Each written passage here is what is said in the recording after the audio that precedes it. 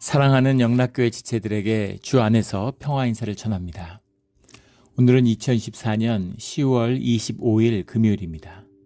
오늘의 묵상 본문은 이사야 45장 1절로 25절까지의 말씀입니다. 오늘 본문 말씀 45장 1절부터의 말씀은 이렇게 시작합니다. 여호와께서 그의 기름 부음을 받은 고레스에게 이같이 말씀하시되 내가 그의 오른손을 붙들고 그의 앞에 열국을 항복하게 하며 내가 왕들의 허리를 풀어 그 앞에 문들을 열고 성문들이 닫히지 못하게 하리라. 고레스를 향한 말씀의 선포죠. 이사야 선지자에게 고레스를 향한 말씀을 선포하고 있는 것이죠.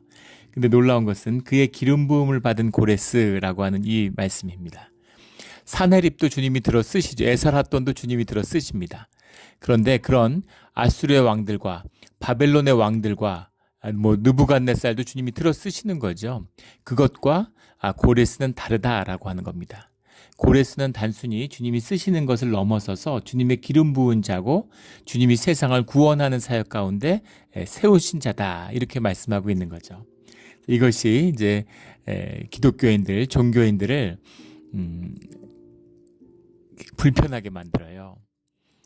우리는 교리 안에 갇혀 있으니까 성경 말씀을 읽는 게 아니라 교리의 눈이 멀어가지고 말씀을 제대로 못 봅니다. 그래서 고레스에게 기름을 붓고 고레스를 통해서 이스라엘을 구원하는 그런 주님의 역사가 성경에 분명히 선포되고 있는데 이것을 불편해하는 거죠. 교리적으로 무슨 세례를 받아야 되는데 할례를 받아야 되는데 그리고 제사를 드려야 되는데 그런 게 아닌데 어떻게 주님의 구원자로 구원 사역에 쓰임을 받고 기름 부은 자로 세워질 수 있느냐라는 거죠. 주님의 공의를 봐야 되는 거죠. 주님의 사랑만 봐서는 안 되고 주님의 공의를 봐야 됩니다. 주님이 자유하신 분이고 주님이 주님을 주라고 고백하는 그런 기독교인, 유대인의 하나님이 아니라 모든 피조물, 세상의 창조주로서 모든 피조물의 하나님이시다라는 것을 분명히 보여주고 계신 것이죠. 또 반대의 측면에서는 주님은 모든 이의 하나님이시고 모든 사람을 구원하신다. 유니버설 세이비어다. 또 이렇게 주장하는 견해도 있습니다. 결국은 주님이 이루어 가시는 종교의 유무와 상관없이 주님은 결국은 모든 사람을 주님의 섭리에 따라 구원하셔라는 거죠. 그럴 수도 있겠지만 마지막 때에 가서 주님의 구원의 역사가 어떻게 펼쳐질는지는 알 수 없겠지만 성경이 증거하는 중요한 진리는 무엇이냐면 그런 공의와 정의는 주님에게서 나오는 것이라는 겁니다. 주님에게만 있다는 거예요. 그래서 고레스가 이런 하나님의 공의를 펼치는 구원자가 되었다는 것은 무슨 의미냐면은 주님이 그와 함께 하시고 그의 역사가 주님의 역사하심의 일부다라는 것을 말씀하고 계시는 거죠. 그래서 이것을 착각하면 안 되죠. 내가 공의를 행하면, 내가 정의를 행하면 내가 주님의 사람이야. 아닙니다. 그것은 내 의죠. 주님의 의를 행하는 게 아니죠. 그리고 그것은 공의도 정의도 될 수 없습니다. 그게 분명한 진실이다라는 거죠. 양 측면의 왜곡이 있어요. 그런데 주님의 행하시는 그 구원의 사역의 진실을 겸허하게, 아프게, 기쁘게 수용하고 받아들여야 되는 것이죠. 가슴 아픈 이야기죠. 어떻게 다윗의 역할을 할 사람이 당연히 유대인에서 나와야지, 이스라엘에서 나와야지, 이게 어떻게 메대 족속에서 나올 수가 있습니까? 어떻게 페르시아에서 나올 수가 있습니까? 그런데 그것이 주님이 인도하시는 자유함인 것입니다. 동시에 깨우치고 깨달아야 할 이스라엘 향한 주님의 도전이기도 하신 거죠. 우리 여러 번 나누었죠.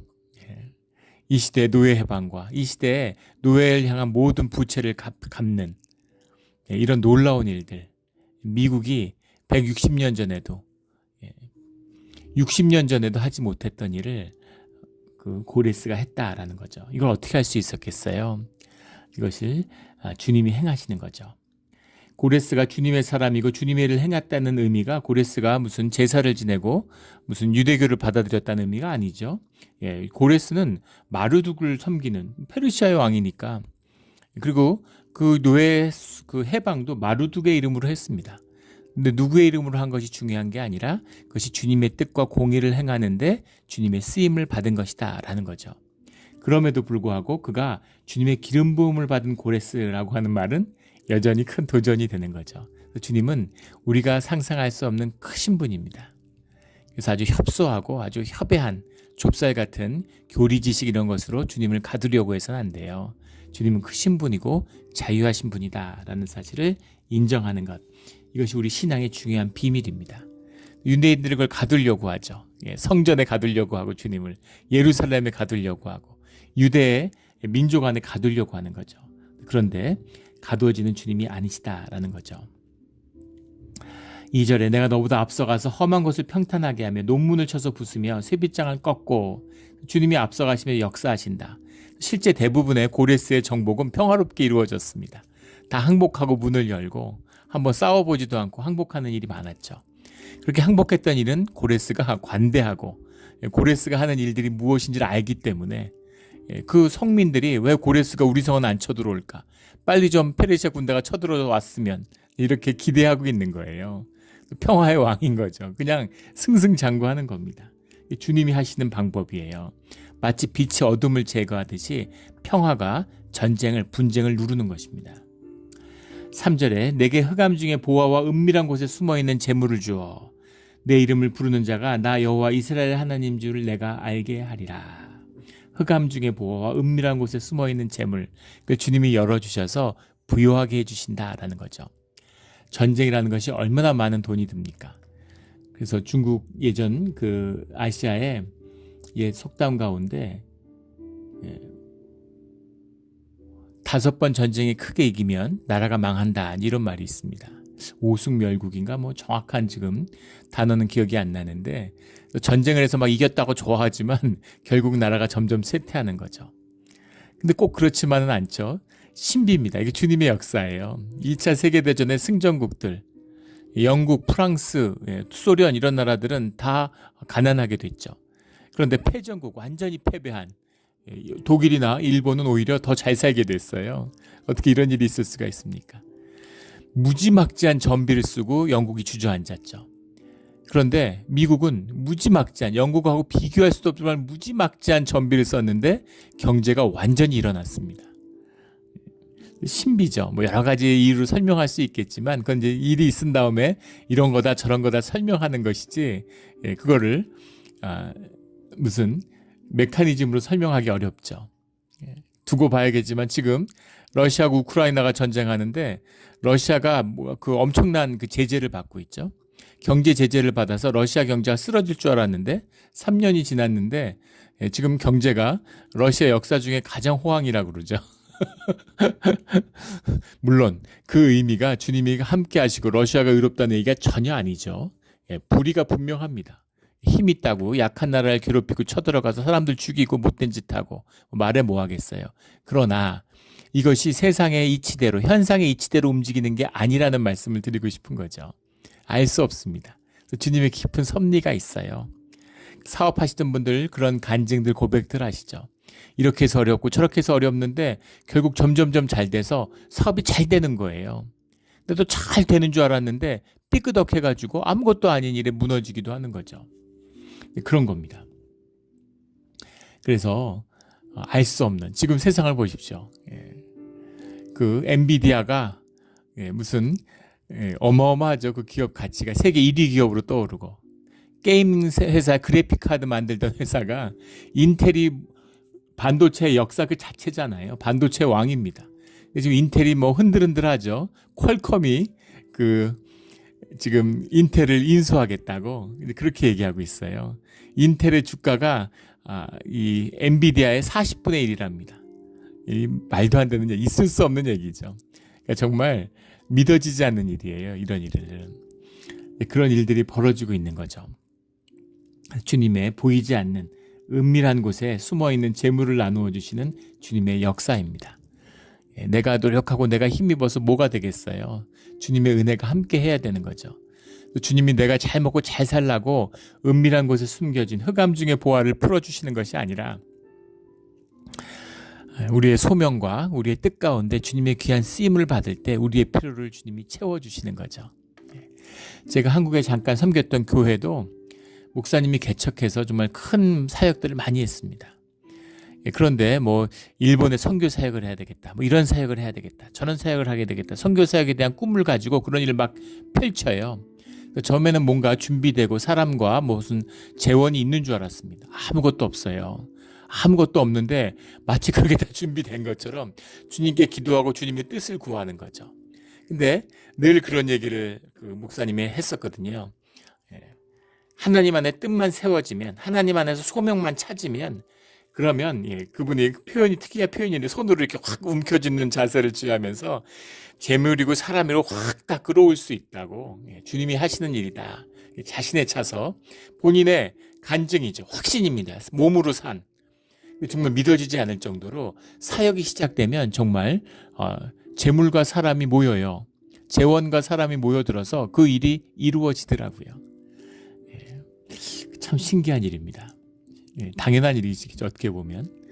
제가 한국에 섬겼던 또 다른 교회였죠. 그 교회에서도 처음에는 그 아이들, 그건 이제 제가 담당해서 하던 사역이었는데, 그 동네 아이들을 모아서 공부방 같은 거 좀 해야 되겠다, 지역 봉사를 뭘 할 수 있을까 기도하다가 애들 모아가지고 이제 원래 그 교회 어르신들이 있으니까 원래 뭐 떡볶이하고 오뎅 같은 거에서 길에 가는 애들 나눠주면서 뭐 전도지 나눠주고 그런 걸 했어요. 근데 별 효과가 없고 그걸 뭐 10수년 해왔는데 이제 힘들고 그만하자 이렇게 돼서, 근데 뭔가 돕고 싶은 거죠. 그래서 애들 이제 숙제 좀 봐주고, 그리고 이제 뭐 영어 공부나 좀 시켜주고, 그렇게 하면서 애들 뭐 떡볶이나 좀 이렇게 먹이고 오뎅 끓여주고 이렇게 해서 교회에 있는 그 방에서, 빈 방에서 그런 거 하면 좋겠다 하고 시작했습니다. 그렇게 시작했는데 그게 그 불과 3년이 지나서 건물을 세우고 학생들 한 400여 명, 교사만 한 70여 명 되는 이제 그런 사역이 됐어요. 좀 믿어지지 않는 이게 하나님이 하시는 일이구나라는 걸 봤습니다. 주님이 하시는 일이죠. 이런 걸 한번 경험해야 됩니다. 내가 가진 걸 갖고 쪼물딱거리는 게 아니라 주님이 무슨 일을 하시는가라는 걸 한번 만나고 보는, 이게 주님의 역사다라는 거죠. 또 반대로 오해해서는 안 되는 것이, 또 그렇게 막 확 일어나고 뭐 건물 짓고 이런 것만 주님의 사역이냐? 아니에요. 수만 명이 모이던 예루살렘 교회를 주님이 무너뜨렸습니다. 그리고 불과 몇십 명이 모여서 다락방마다 집마다 모여서 하던 그 작은 교회들, 그 초대교회에 바울이 개척했던, 또는 뭐 바울이 개척하지 않았어도 그 초대교회들, 그 작은 교회들을 주님이 들어 쓰셔서 기독교의 역사를 여셨죠. 주님이 보이지 않는, 또 보이는 큰 일과 작은 일들을 이루어 가시는 거죠. 그런 귀한 일에 쓰임받는 우리 모두가 되기를 주의 이름으로 축원합니다. 7절에 나는 빛도 짓고 어둠도 창조하며 나는 평안도 짓고 환난도 창조하노니 나는 여호와라. 굉장히 의미심장하고 귀한 말씀이죠. 주님이 빛도 짓고 어둠도 지으셨어요. 평안도 짓고 환난도 지었습니다. 그래서 환난은 마귀가 하는 거고 평안은 주님의 것이지, 어둠은 마귀에 속한 거고 빛은 주님의 것이지, 아닙니다. 빛도 어둠도 평안도 환난도 다 주님의 것이에요. 주님이 이루어 가시는 주님의 깊은 섭리입니다. 이 깊은 뜻을 뭐로 다 나눌 수 있겠어요? 도저히 화해할 수 없을 것 같은, 도저히 합칠 수 없을 것 같은 대극, 양극에 있는, 극단에 있는 그 양극이 협력해서 주님의 선을 이루어가는 것입니다. 마귀는 마귀의 일을 하는 거예요. 또 주님의 천사는 천사의 일을 하는 겁니다. 어둠은 어둠의 일이 있고 빛은 빛의 일이 있죠. 그 모든 것을 이루어가는 게 주님의 귀한 뜻이에요. 우리가 헤아릴 수 없죠. 어떻게 주님이 계신데 이런 악이 있습니까? 어떻게 주님이 계신데 이런 일들이 이루어질 수가 있습니까? 알 수가 없는 거죠. 알 수가 없는 겁니다. 세상에 기가 막힌 일들이 많잖아요. 그런데 그 모든 것이 주님의 창조의 섭리 가운데, 역사의 섭리 가운데 연합해서 이루어가는 과정이다라는 거죠. 우리가 헤아릴 수 없는 주님의 큰 섭리와 역사가 있다라는 겁니다. 그걸 인정하는 것이 중요한 것이죠. 9절에 질그릇 조각 중 한 조각 같은 자가 자기를 지으신 이와 더불어 다툴진대 화 있을진저, 진흙이 통이자기에게 너는 무엇을 만드느냐, 또는 내가 만든 것이 그는 손이 없다 말할 수 있겠느냐. 로마서 9장에 이 말씀을 인용하고 있죠. 하나님의 주권을 말씀하고 있는 거죠. 근데 우리가 뭐 작은 실패만 해도 또 뭐 가족을 잃고 이런 낙심하죠. 그거보다 더 큰 좌절이 어디 있겠어요. 주님께 원망하는 마음이 들죠. 주님 도대체 이게 뭡니까? 주님이 하시는 일이 뭡니까? 그런 생각들이 들죠. 참 애통하고 가슴 아픈 일들이 많습니다. 주님이 왜 그렇게 하시는지 몰라요. 그러나 그렇다고 주님의 공의가 없다, 정의가 없다 말할 수 없는 것이죠. 우리가 천국에 가면 주님이 하신 일이 무엇이든지를 알 수 있게 되겠죠. 지금은 가족을 앞세우고 비통하게 눈물 짓지만 어떻게 이럴 수가 있습니까? 또 그것을 기도로 해서 아픈 것이 나으면 주님이 은혜를 베풀고 이적을 베풀었다고 기뻐하지만 우리가 천국에 간 다음에는 그때 데려가시지 왜 그때 살려주셨냐고 오히려 그걸 서운해할지 누가 알겠어요. 예. 죽음이 사는 것보다 못한 것이라고 누가 얘기합니까? 아무도 모르죠. 아무도 모릅니다. 그 깊은 주님의 주권, 하나님의 주권을 우리의 삶의 모든 영역에서 인정하고 주님께 올려드리는 것. 이것이 주의 자녀들, 믿는 사람들, 남은 자들의 가는 길입니다. 우리의 삶의 모든 것을 주님께 올려드리고 주님의 다스림 안에서, 주님의 화평 안에서 평강을 누리는 우리 모두가 되기를 주의 이름으로 축원합니다.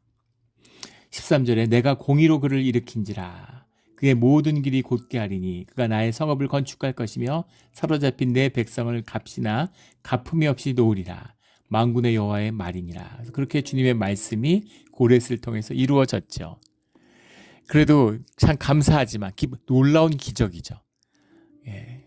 아수르한테 시달렸는데 이제 바빌론한테 시달리고 거기 페르시아가 일어나니까 페르시아한테 시달릴 줄 알았는데 페르시아가 해방을 시켜준 거예요. 그러니까 얼마나 감사합니까? 믿어지지 않는 얘기죠. 믿어지지 않는 얘기입니다. 예. 우리는 중국 때문에 통일이 안 될 거라고 많이 두려워하는 사람들이 많아요. 북한이 설령 무너져도 북한의 포갑적인 정권이 무너져도 중국이 가만히 있겠느냐 이렇게 얘기하는 거죠.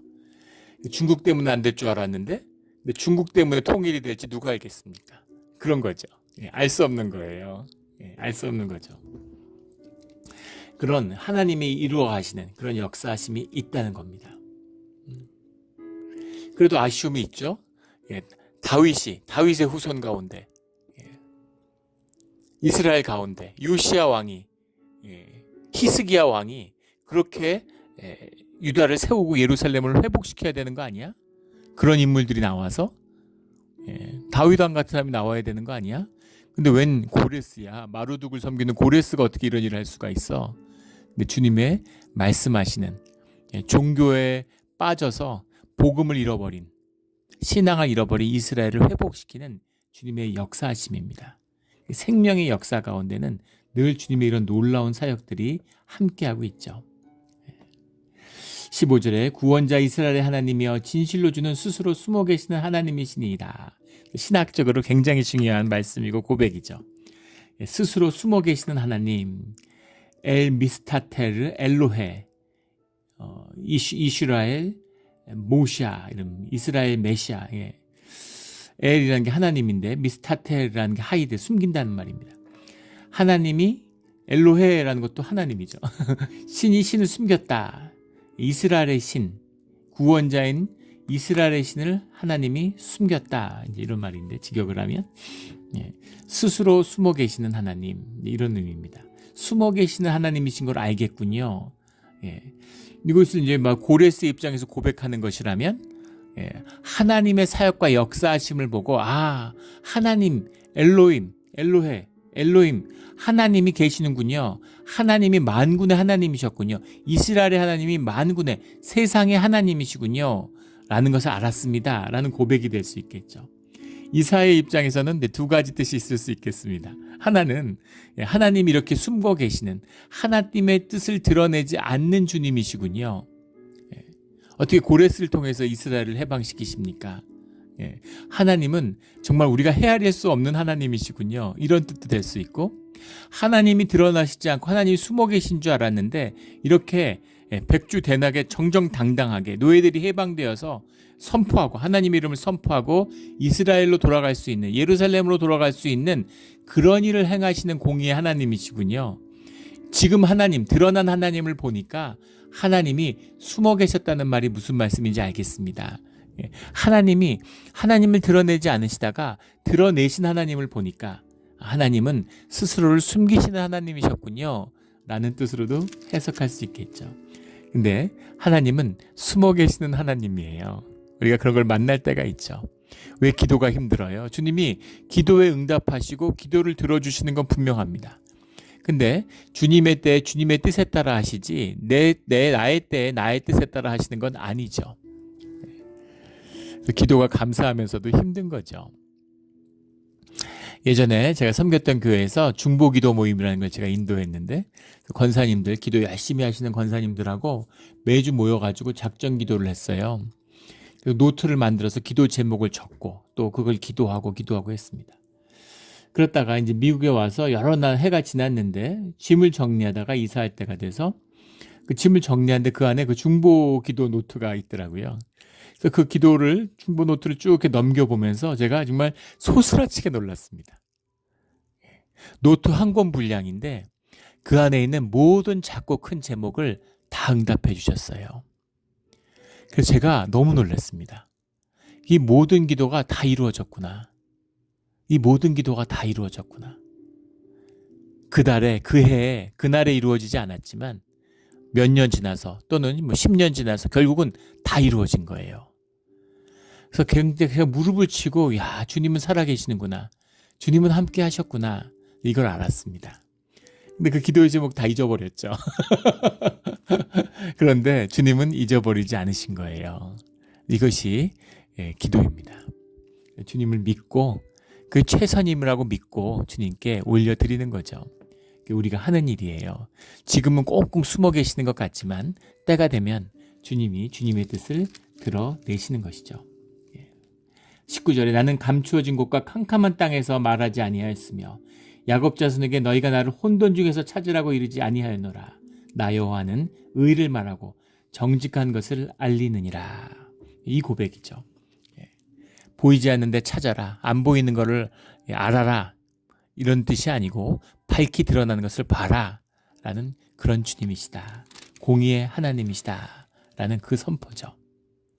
23절에 내가 나를 두고 맹세하기를 내 입에서 공의로운 말이 나갔은즉 돌아오지 아니하나니 내게 모든 무릎이 꿇겠고 모든 혀가 맹세하리라 하였노라. 나를 두고 맹세하기를. 주님, 우리가 뭔가 더 큰 권위, 더 큰 분명한 것에 두고 맹세하죠. 그런데 주님은 주님으로서 맹세하시는, 주님은 주님으로서 선포되는 것이죠. 우리 메시아닉 퓨처 폼이라고 하는 것이 그 히브리의 독특한 문법이다, 성경의 독특한 문법이다 라는 것을 나눈 적이 있습니다. 하나님의 말씀은 다 과거형이에요. 이걸 하겠다, 무엇을 이룰 것이다가 아니라 모든 것이 이루어졌다, 이렇게 됐다 라고 이루어진 것으로 선포합니다. 다 이루어졌다 이렇게 말씀하세요. 주님이 하늘에서 이루어진 뜻은 땅에서도 이루어지는 겁니다. 근데 물리화되는, 물질화되는, 실제화되는 과정 가운데 걸리는 시간을 우리가 느끼는 거죠. 의식적으로.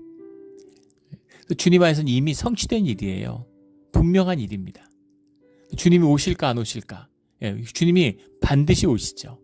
마지막 심판의 때가 있을까 없을까? 반드시 있죠. 나의 구원을 주님이 이루실까 이루지 않으실까? 반드시 이루시죠. 우리의 자녀들에게 주님이 축복하실까 안 하실까? 반드시 축복하십니다. 이미 축복하셨어요. 그래서 그 일들은 주 안에서 이루어진 일입니다. 그런데 우리가 세월을 아껴야 되겠죠. 그래서 열심히 기도하고 하늘에서 이루어진 뜻이 땅에서 이루어지게 해달라고 기도해야 되는 겁니다. 그래서 이루어진 일이 이루어지게 돼야 되겠죠. 이게 주님이 나를 두고 맹세하기를 하는 이 말씀이죠. 주님의 이름으로 선포된 것. 그래서 그 말씀을 받은 자들, 내가 굴레, 세상의 멍해 가운데 있지만 주님이 내가 너를 해방시켰다라고 말씀하시면 해방된 거예요. 이것을 붙들고 실제화되는데 우리의 믿음이 함께하는 겁니다. 그런 믿음으로 살아가는 우리 모두가 되기를 주의 이름으로 축원합니다. 그런 믿음이 있어야 되는 것이죠. 25절에 이스라엘 자손은 다 여호와로 말미암아 의롭다함을 얻고 자랑하리라. 여호와로 말미암아 의롭다함을 얻고 자랑하리라. 이 말씀이죠. 이 말씀을 이루시는 겁니다. 주님이 우리와 함께 하시는 것, 이게 우리의 의잖아요. 여호와로 말미암아 의롭다함을 얻고 또 주님을 자랑하게 되는 것이죠. 주님을 자랑하는, 주님이 주신 것이기 때문에 모든 것이 자랑스럽고 모든 것이 가치 있고 의미 있는 것입니다. 이 삶의 깊은 의미를 깨달아 주님과 함께 살아가는, 주님의 공의 안에 주님의 의롭다함을 받고 그 구원을 기뻐하는 그런 우리 모두가 되기를 예수 그리스도 이름으로 축원합니다. 아멘. 기도드리겠습니다. 하나님 아버지 감사합니다. 오늘 귀한 말씀 주시니 감사합니다. 우리가 신앙생활을 하면서 때로는 하나님이 보이지 않고 때로는 하나님이 스스로를 감추신 것 같아서 정말 힘들고 어려웠습니다. 하지만 주님이 당신을 숨기는 하나님이 아니고 어두운 데서 당신을 찾으라고 하시는 하나님이 아니라 분명하고 당당하게 주님을 드러내실 거라고 말씀하여 주시니 감사합니다. 이 암흑의 시대, 이 말세의 시대, 주님이 주님의 공의를 해처럼 빛나게 드러내는 그런 주님의 임재를 보게 하여 주시옵소서. 감사하며 예수 그리스도 이름으로 기도드렸습니다. 아멘.